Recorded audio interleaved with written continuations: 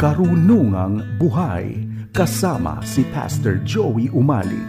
Dito lang sa 702 DZAS, Agapay ng Sambayanan.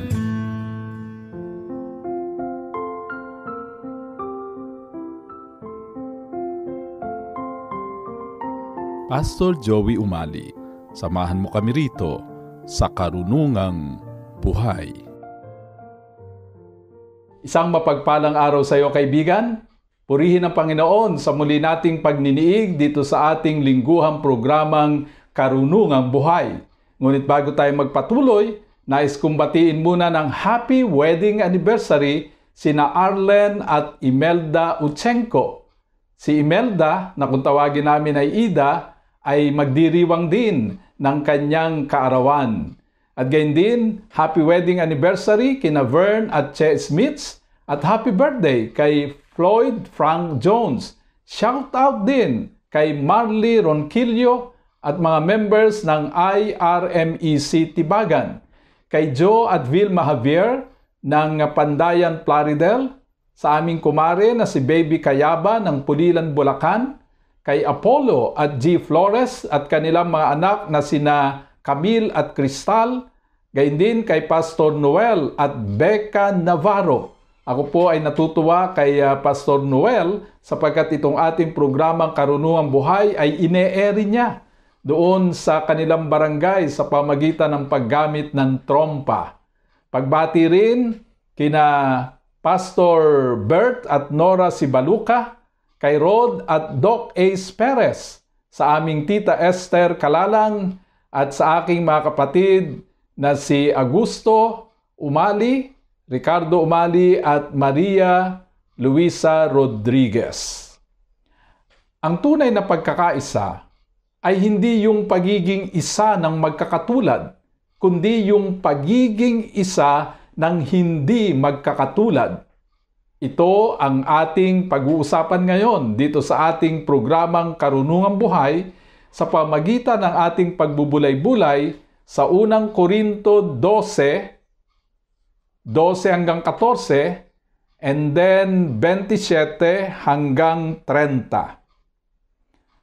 Sapagkat kung paanong iisa ang katawan at marami ang mga bahagi, at ang lahat ng bahagi ng katawan, bagamat marami ay iisang katawan, gayon din naman kay Kristo, sapagkat sa pamamagitan ng iisang Espiritu ay binautismuhan tayong lahat tungo sa iisang katawan, maging Hudyo o Griego, alipin o Malaya, at tayong lahat ay pinainom sa isang Espiritu, sapagkat ang katawan ay hindi binubuo ng iisang bahagi, kundi ng marami. Kayo nga ang katawan ni Kristo at ang bawat isa'y bahagi nito. At ang Diyos ay naglagay sa iglesia, una ng mga apostol, ikalawa ng mga propeta, ikatlo ng mga guro at ng mga himala at mga kaloob ng pagpapagaling, mga pagtulong, mga kakayahan sa pamumuno at iba't ibang uri ng wika. Lahat ba'y apostol? Lahat ba'y mga propeta? Lahat ba'y mga guro? Lahat ba'y mga manggagawa ng mga himala? Lahat ba'y may mga kaloob ng pagpapagaling? Lahat ba'y nagsasalita ng iba't ibang wika? Lahat ba'y nagpapaliwanag? Napaka-powerful ng ginawang description ni Paul tungkol sa pagkakaisa ng magkakaiba, o kung tawagin natin ay unity in diversity. At ito'y ginawa niya sa pamamagitan ng pagbanggit sa unity ng katawan. Ganito ang wika sa verse 12.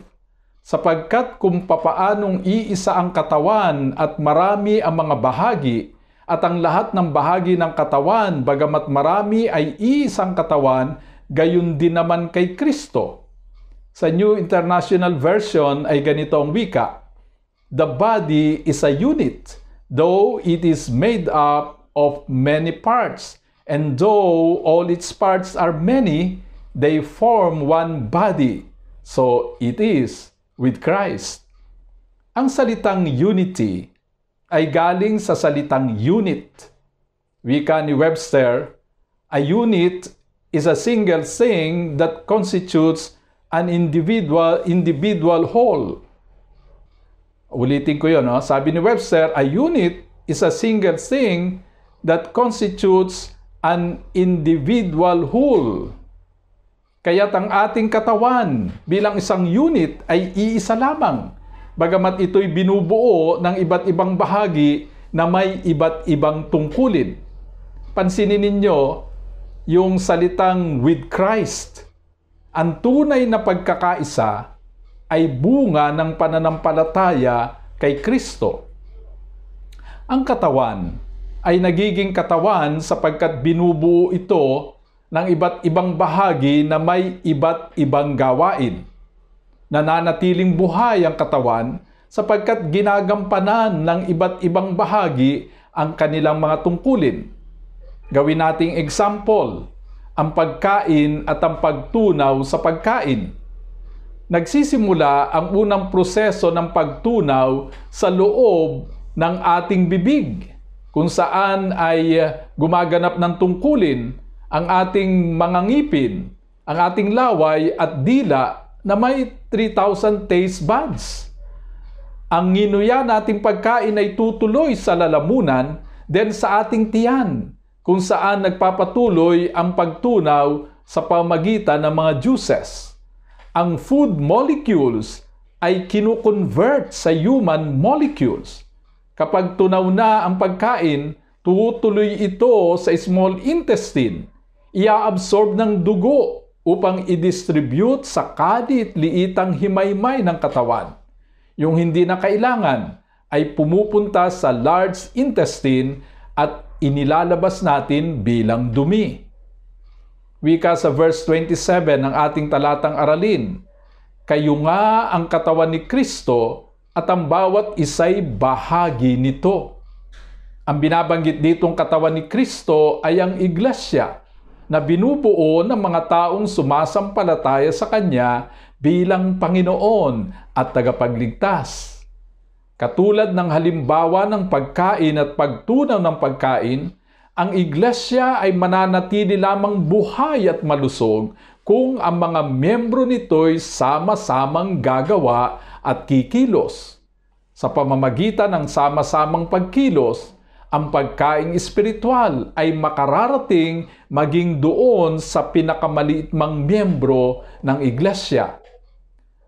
Walang anumang bahagi ng katawan ang maaaring makapag-isa. Gayun din naman, walang isa mang miyembro ng iglesia ang maaaring makapag-isa. As members of the church, we are interdependent of one another. Kailangan natin ang bawat isa upang manatiling buhay ang ating espiritu. No Christian can grow spiritually alone. No Christian can ever grow in isolation. Ayon sa Roma 12:5, kahit na tayo'y marami, tayo'y iisang katawan kay Kristo at bawat isa'y bahagi ng isa't isa. Katulad ng mga bahagi ng katawan na kabilang sa iisang unit, ang mga tagasunod ni Kristo ay bahagi ng iisang katawan, ang iglesia.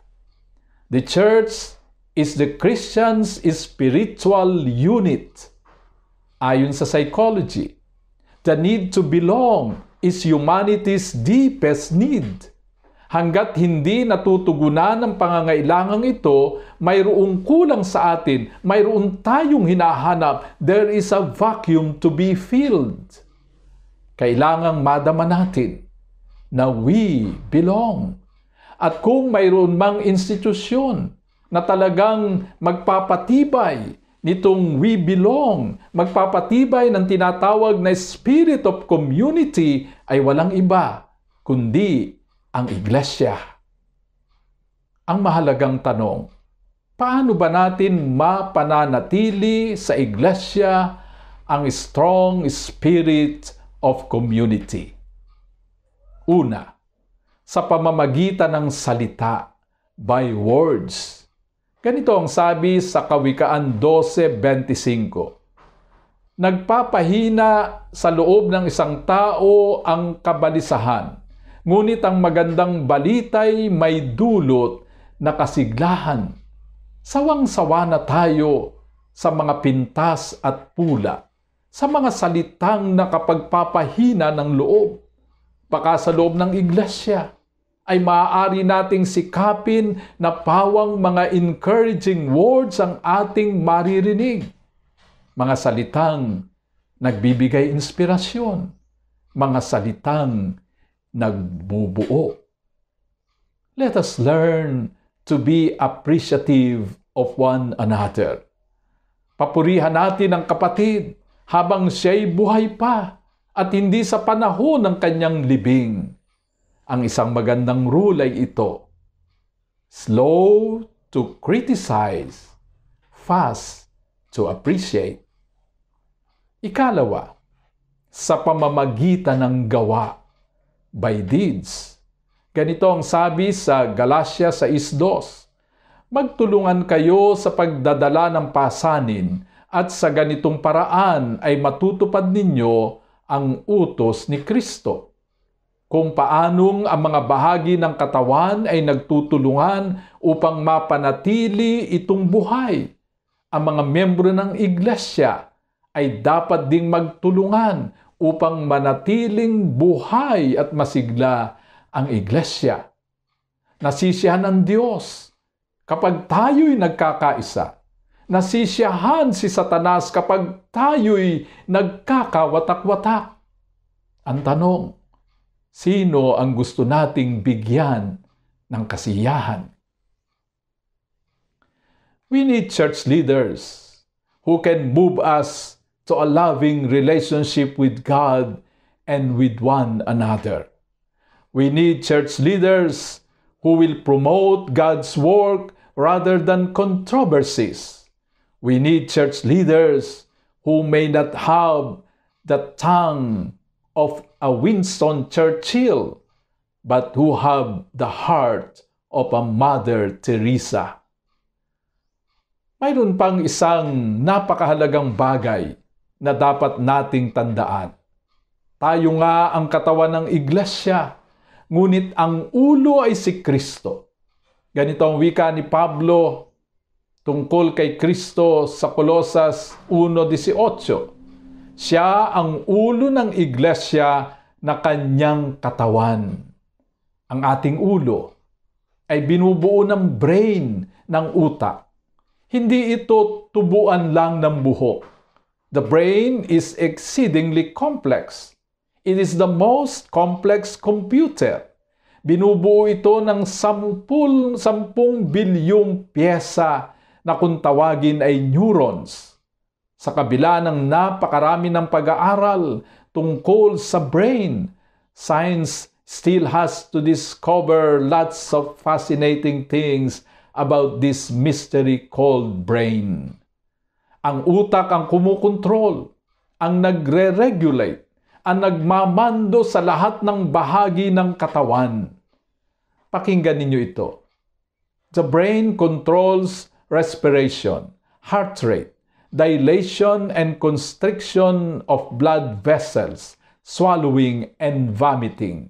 It regulates and coordinates muscle contraction, visual and auditory reflexes, external manifestations of emotions, body temperature, appetite, blood pressure, sleep, consciousness, intelligence, memory, insight, interpretation of sensations, etc., etc.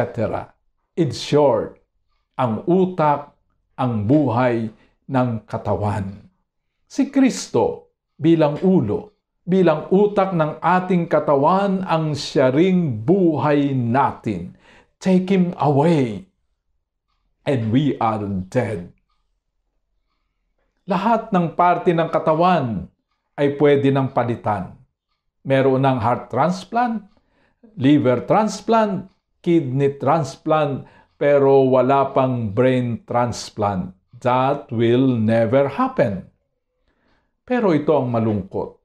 Maaaring mangyari na sa loob ng iglesia ay hindi na si Kristo ang ulo, Hindi na si Kristo ang utak, hindi na si Kristo ang nagmamando, hindi na si Kristo ang kumukontrol. Kapag nangyari yan, that church will surely die. Alam ninyo, hindi naman ang tiyan ang nagsasabi sa utak na gutom na siya. Ang utak ang nagsasabi sa tiyan na gutom na ito. At ang utak ang magsasabi sa lahat ng parte ng katawan kung ano ang dapat gawin upang matugunan ang pagkagutom. Tayo ang katawan ni Kristo. Si Kristo ang utak. Ngunit madalas, tayo ang nag-uutos kay Kristo. Tayo ang nagsasabi sa Kanya kung ano ang gusto nating mangyari sa ating buhay. Sa halip na pakinggan natin kung ano ang gusto niyang mangyari sa ating buhay. Instead of allowing Christ to control us, we try to control Him. Wika ni Jesus sa Mateo 16:18, "At sinasabi ko naman sa iyo, ikaw ay Pedro. Sa ibabaw ng batong ito ay itatayo ko ang aking iglesia, at hindi makapananaig sa kanya ang kapangyarihan ng kamatayan." Ito ay sinabi ni Jesus kay Pedro. Matapos sabihin ni Pedro kay Jesus, "Ikaw ang Kristo, ang anak ng Diyos na buhay." Ibig sabihin, ang iglesia ay magpapatuloy na mabubuhay at hindi makakaranas ng kamatayan kung si Kristo ang mananatiling Panginoon, kung si Kristo ang mananatiling ulo, kung si Kristo ang mananatiling utak ng iglesia. Kaya't simple lamang ang sikreto kung paanong ang iglesia ay aabot ng daan-daan at libo-libong taon. Bilang katawan ng iglesia, hayaan nating tayo'y kontrolin, tayo'y manduhan, tayo'y sakupin ang ulo ng iglesia, walang iba kundi ang ating Panginoong Jesucristo. At bilang katawan ng iglesia, gawin natin ang ating tungkulin, maliit man ito o malaki, para sa Kanyang kapurihan. Tayo'y manalangin. O banal naming Diyos, maraming pong salamat tungkol sa katuruan sa pagkakaisa. Panginoon, tulungan niyo po kaming katawan ng aming Panginoong Jesucristo, mga miyembro ng iglesia, na kami ay magkaisa at aming gawin, tuparin ang aming tungkulin bilang katawan ng iglesia. Sa pangalan ng Ama, ng Anak, at ng Banal na Espiritu. Amen. Maraming salamat sa iyong pakikinig. Hanggang sa muli, tandaan mo, mahal ka ng Diyos kahapon, ngayon, at bukas.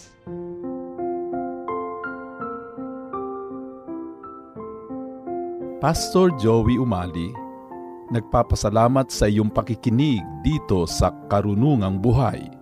Hanggang sa susunod na linggo, tandaan, ang salita ng Diyos ay karunungang buhay at tanglaw sa ating landas, isa-isip at isa-buhay para sa matagumpay na pamumuhay. Inyong napakinggan si Pastor Joey Umali sa Karunungang Buhay. Tunghayan muli ang programang ito dito lang sa 702 DZAS, Agapay ng Sambayanan.